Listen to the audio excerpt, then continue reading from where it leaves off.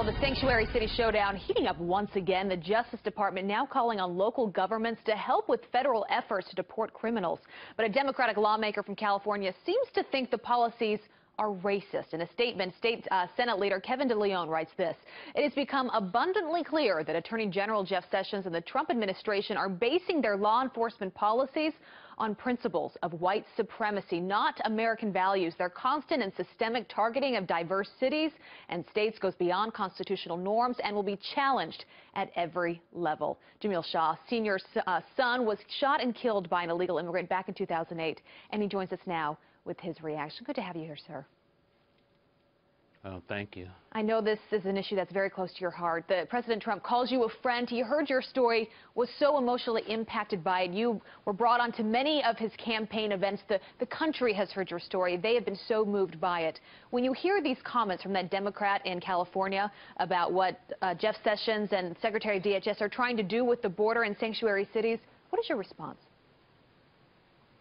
It's disrespectful because it's like he always wanted to demean the victims by calling us racist, or like I'm a skinhead or a white supremacist.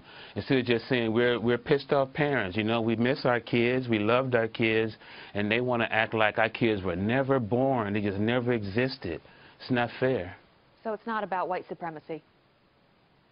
Of course not, and he knows it's not. They just use that as like the new stop sign. Instead of having a red stop sign, they just say you're a racist or you're a white supremacist, or something like that, and people automatically don't want to be called that, so they, sort of cower. But what about me? I'm a black man.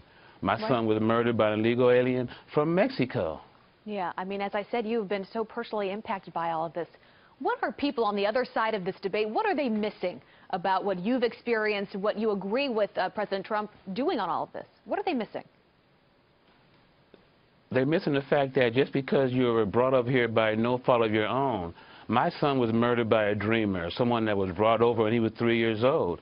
But he didn't stay 3 years old. He was 19. He was on his third gun charge. I haven't heard Kevin De Leon say anything bad about a legal alien on his third gun charge in jail for battery on a peace officer, assault with a deadly weapon, and then they release him instead of calling ICE, and the same day he gets out, he murders my son.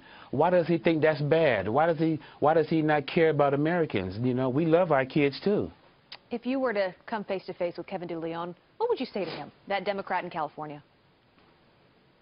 What would you do, Kevin De Leon, if someone murdered your son, your husband, your wife, your grandkids? I guarantee you he wouldn't be acting the same way because he would know what it feels like. Right now, he's hiding behind, he doesn't know what it's like. And that's good. You should know what it's like. I don't want to know what it's like, but I know what it's like, and I guarantee you he wouldn't be acting the same way. He would be more sympathetic to the victims and not just to illegal alien criminals. These are criminals who are in the county jail, in the state prisons, and he wants to protect them. What about us? Where's my son's sanctuary?